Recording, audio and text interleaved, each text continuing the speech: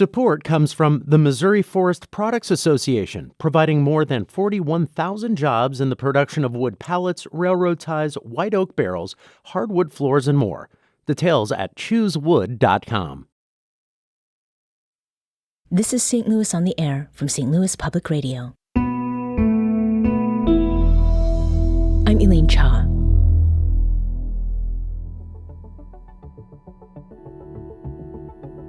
In 2019, the Chicago suburb of Evanston, Illinois, became the first city in the United States to issue reparations. It took the form of $25,000 payments to some of the town's Black residents, people whose ability to buy a home had been restricted by racist zoning laws. It can be difficult to put a figure on the harm caused by generations of slavery, followed by many decades of segregation and the many other forms that discrimination can take. But it's not just Evanston making that effort. It's also right here in St. Louis. Starting in April last year, an official Reparations Commission has been holding public meetings to examine the city's history and racist laws that kept Black people from living and building wealth in their own neighborhoods.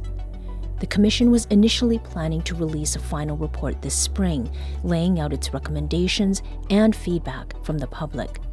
But the commission members say they need more time, and they're getting it. Last week, the city extended the commission's work to September, giving them more time to produce that final report. It will allow, I think, time for the commission to really do some thorough and thoughtful work, and for the city to be able to support that work. That was Vernon Mitchell, the interim director of St. Louis's Civil Rights Enforcement Agency. He announced the extension last week during a meeting of the Reparations Commission. The extension means there will be some months to go before we hear the Commission's full recommendations. In July, before the Commission's fourth public meeting, I sat down with two of its members to talk about its goals. With me was historian Gwen Moore of the Missouri Historical Society. I also talked with Kayla Reed, the chair of the St. Louis City Reparations Commission. Kayla is also the co-founder and executive director of Action STL. I started by asking Kayla to describe the commission and why it exists.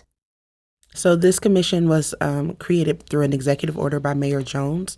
It's a 9-member panel where we are tasked with studying the history of race-based harms in St. Louis and creating a set of recommendations for this administration to enact around to address those harms and right those wrongs.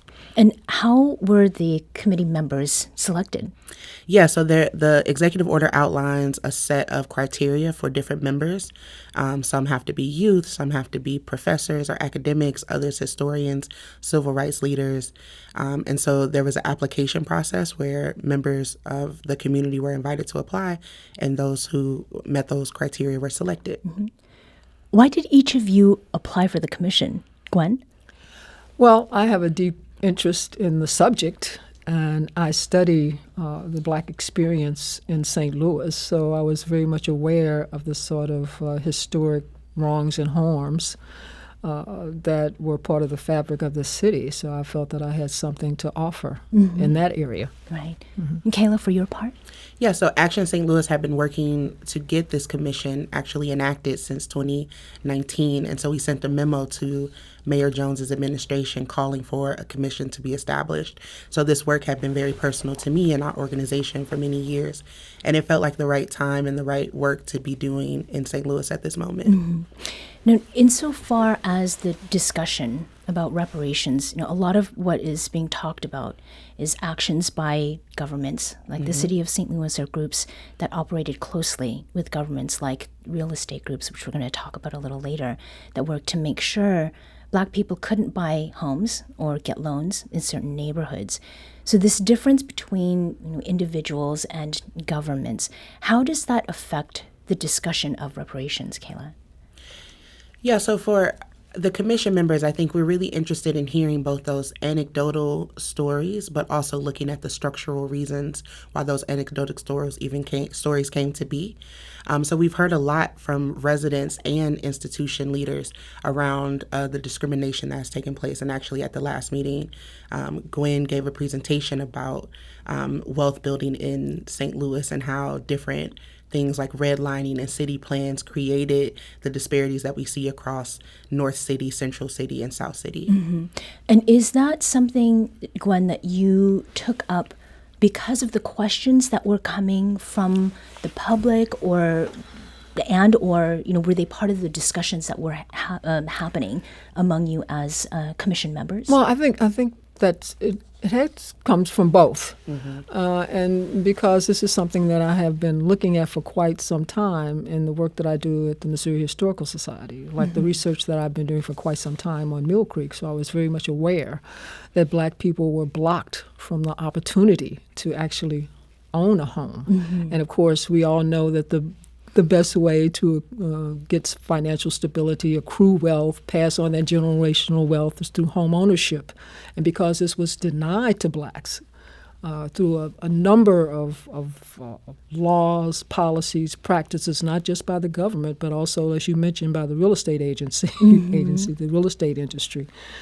So this was something that I was really interested in, and I wanted people to understand why there's this gap, this wealth gap, and why Black home ownership is so much lower than white home ownership. And it's because it was by design. It wasn't by accident, or it wasn't had anything to do with some flaw in Black people, but it was actually government policy and private policies and practices. So design, policies, individuals. Let's talk about reparations and real estate. Let's just jump right into it. In September last year, the St. Louis Realtors Association publicly apologized for its role in redlining and restrictive covenants. These were policies designed to keep Black people from owning homes or moving into white neighborhoods.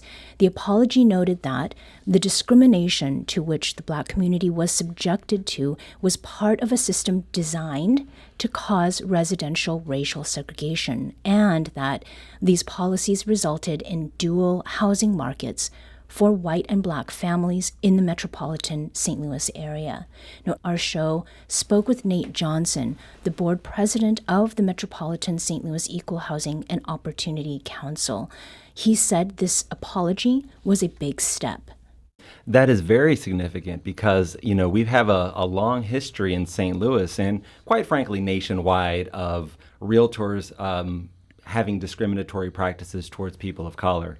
And I think that it's really powerful that our association was one of the first associations to get out and say, hey, you know what? We know that we did some things wrong, a lot of things wrong, and we're working to correct this. And part of the way that we have to correct this is by acknowledging that we did things that were wrong. That was Nate Johnson, the board president of the Metropolitan St. Louis Equal Housing and Opportunity Council. And I will add that when he was here talking with us, he said that he had not been aware of the extent to which there had been redlining. And he's someone who is in the industry and one of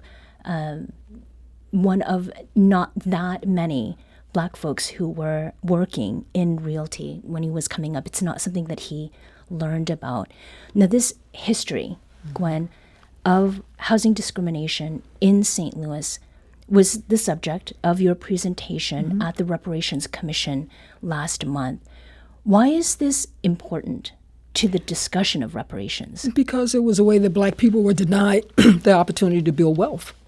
And so we've been disadvantaged in a number of ways. And this is just, and when I began my presentation, I said this is just one reason why we have this wealth gap. And of course, there are many reasons.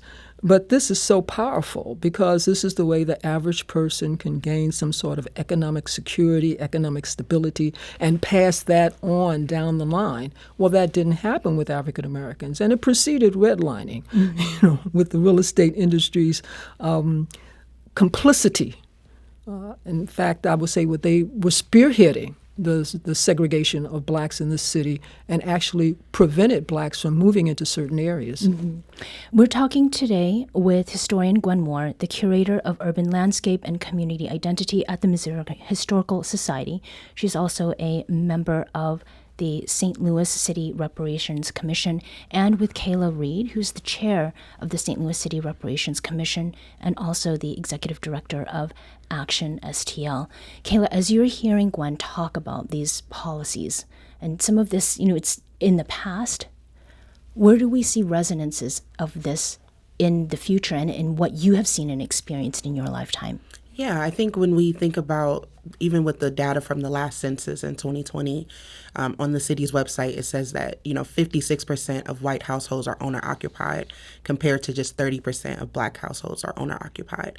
And so we're seeing a great disparity between home ownership even recently, and that is because we're not passing homes from generation to generation. We're creating a reality where we have generational renters, people who've been renting for the majority of their adulthood, and they are the children of renters.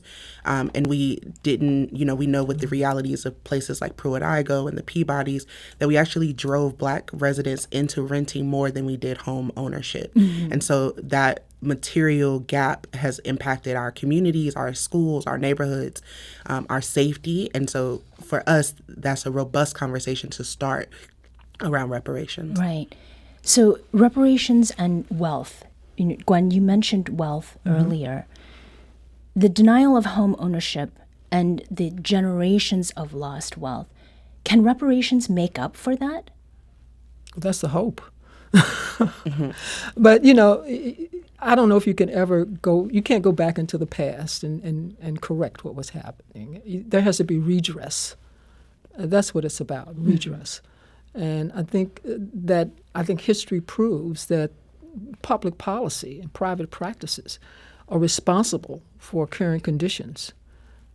I live in North St. Louis, and we're having some problems, some real challenges there, and it comes directly from those policies and those practices. Mm-hmm. Like I said, it was by design. It didn't happen by accident. Right. I mean, policies and practices, I think so much of the time it feels like it's out there, it's big. It doesn't have sort of a place in everyday conversations outside something like a public meeting.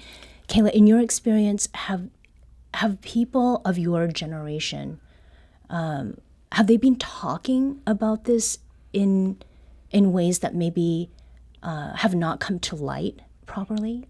Yeah, I think we've seen a resurgence in the conversation around reparations, which is why we see cities like Evanston, San Francisco, states even like California picking up this conversation, producing these reports. So it does feel like a sort of resurgence of work that had been happening for decades, and we're actually really starting to see recommendations that make real policy proposals that could create redress, as Gwen said. I think as far as, organizations go, we see organizations like Action St. Louis, Arch City Defenders, nationally, the Movement for Black Lives, really taking on the mantle of demanding reparations, because we understand that the work that we do around racial justice is based on the harms that have happened historically in our region and in places like St. Louis. And so I think our generation is really wrestling with it. We've seen an intergenerational conversation take place at these meetings. Young folks, older folks are coming and providing testimonies on behalf of their families, but also giving us vision for what's possible with these recommendations that we are to make. Mm-hmm. So insofar as optimism and vision is concerned, I mean, is the fact that the St. Louis Realtors Association sort of finally publicly acknowledging those policies and apologizing for them, does that support the case that now is a good time to really look at reparations, Gwen? Well, let me just say something about the real estate industry. I think it's very nice that they apologized over 100 years later, but better late than never. And I guess my question would be, okay, now you have apologized. Now what? Mm-hmm. But I think it's a good first step. But it has to go beyond that. An apology is nice, but it's not enough. It doesn't really address those harms.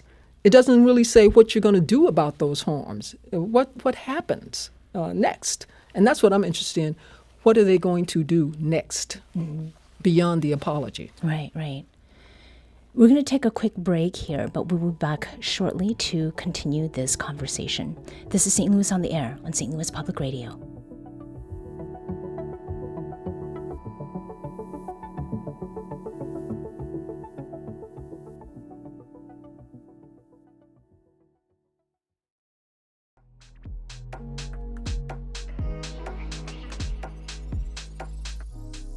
Welcome back.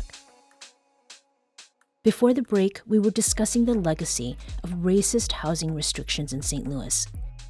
Let's talk about those racially restrictive covenants. What were they, Gwen, and what did they mean to do?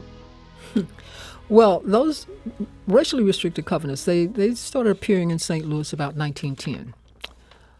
And, of course, they were spearheaded by the real estate industry, the real estate exchange, which was the real estate industry here, and these neighborhood improvement associations. But the real estate exchange had a heavy hand in helping to craft these and giving financial support, as a matter of fact. And what a covenant was that when a group of people that lived on a certain block, certain blocks, would get together and they would sign a pact that they would not sell or lease any land or any property, any houses to what they call Negroes. And they also sometimes included what they called Mongolians, which I always tell people that was their word, not mine. But mostly they were aimed at African Americans to keep African Americans out of certain areas. Mm-hmm.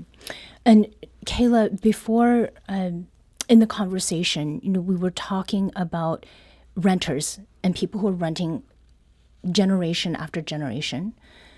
Gwen, I realized that recently you learned that your parents had signed a covenant and that the payments they had made, that they had signed a contract and that the home they were living in that they were paying for was not actually their home.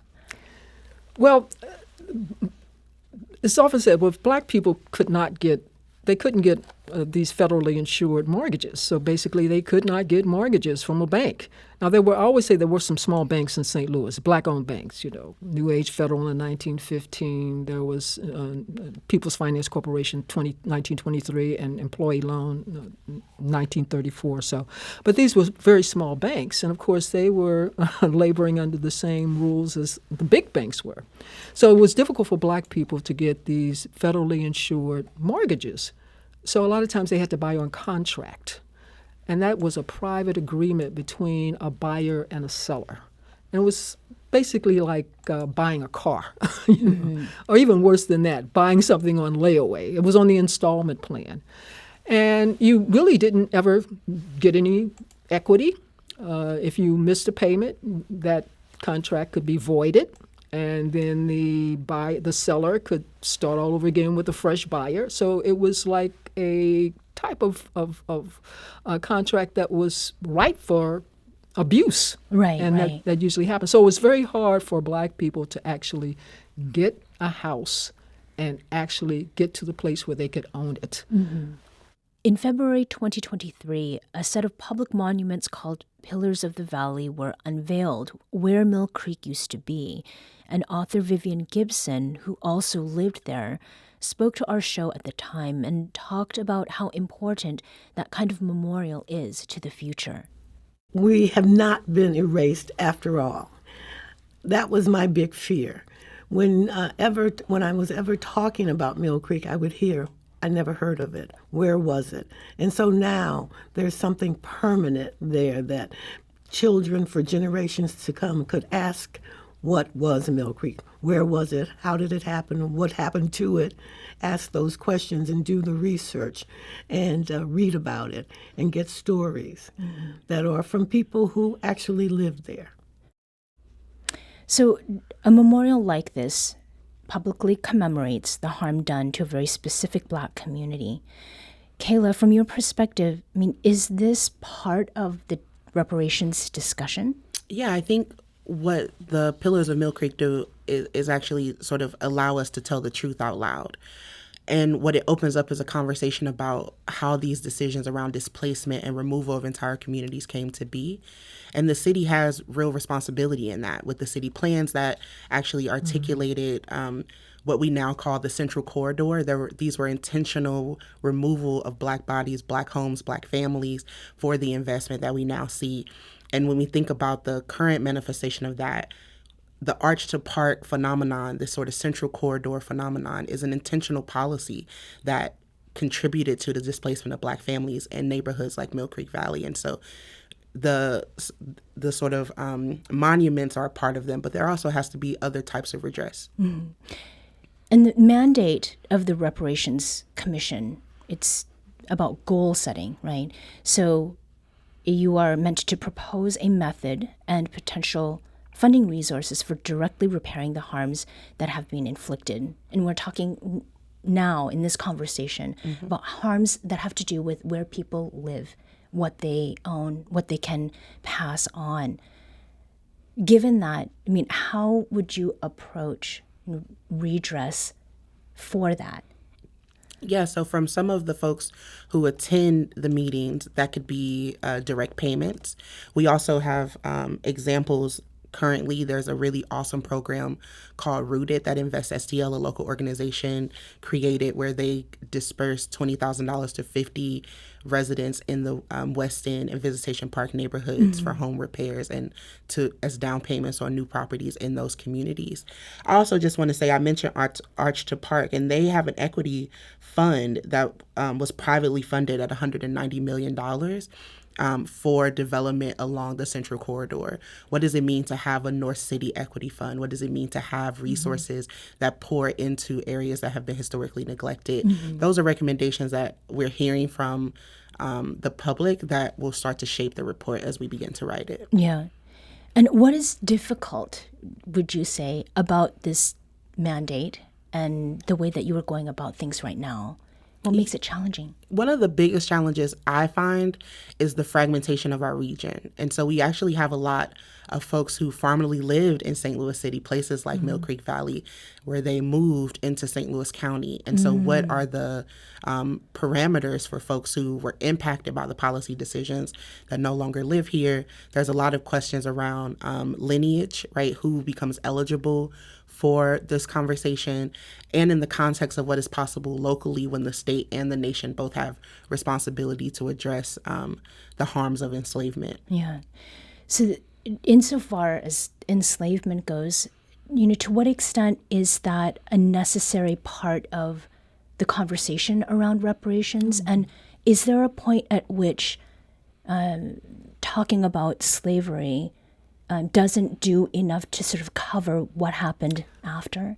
Well, I always say slavery was the beginning, but it was not the end. So this is where we start. We start with enslavement, and then what happened after enslavement. I talk about the fact that Black people weren't able to take advantage of the Homestead Act. Black people weren't, the Special Order Number 15, the 40 acres, that Black people for one brief shining moment had reparations, but it only lasted for a few months when they were given that land and then thrown off that land. Right.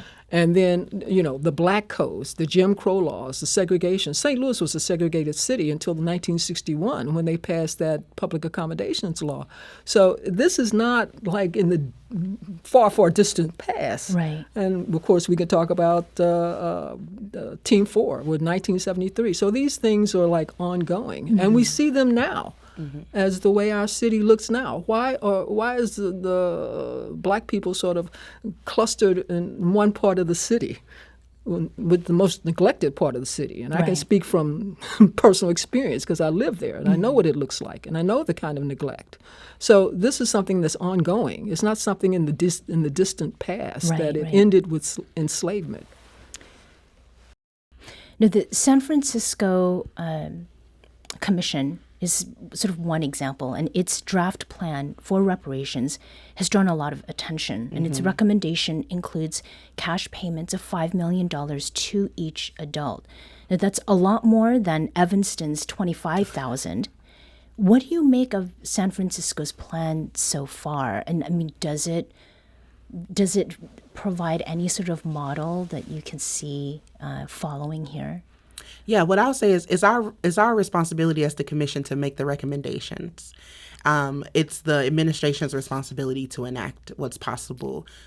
We are not going to limit ourselves to the city's budget. We're going to contain our recommendations to actually redress some of the issues that we know have happened in our city's past and tell that truth. And so I think San Francisco is a really great example of how community came together with bold ideas. And now it's on the city council to figure out how to implement these policies and what other programs are possible. Mm-hmm. And so I know often when we think about reparations, money just becomes the central focus of it. Right. And I think this commission really thinks that we need to use all tools and tactics that are at our disposal. Mm-hmm. So in this final minute or so, what is it that gives you hope, or dare I say confidence, that this commission's work will result in concrete reparative measures? The people who attend that meeting every month, the people we'll see tomorrow and have seen for the last 4 months, give me plenty of hope because they understand that we are just one step toward actualizing those recommendations. Mm-hmm. And I think people are going to stay engaged beyond the report to make sure that these things get implemented. And Gwen? Yeah, I just want to add, I agree wholeheartedly with Kayla, that I've been really impressed with the knowledge, the passion, the commitment that the public has to this issue, and they're not going to let it die. That's pretty obvious. These are people that a lot of them have been involved in this movement. Some of them haven't, but they realize this importance, and they want to be a part of it. And so it's been a real learning experience for me, just to sit there and listen to all the ideas. And they come up with such creative ideas about how this should go forward and what to expect. That was Gwen Moore of the Missouri Historical Society and Kayla Reed, chair of the St. Louis City Reparations Commission. I spoke with them in July.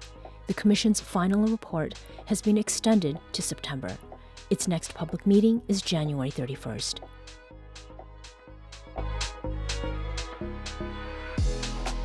This episode was produced by Danny Wissentowski. Audio engineering and podcast design by Aaron Dorr. Our executive producer is Alex Hoyer.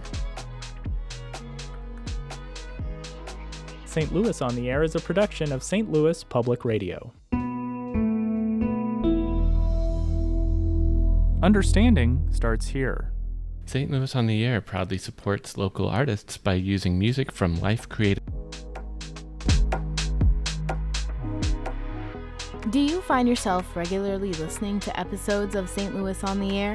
Suggest us to a friend you think might enjoy our conversations, and leave us a review and rating on Apple Podcasts on the App Store. It's the simplest way to help people discover our show. St. Louis Public Radio is a member-supported service of the University of Missouri.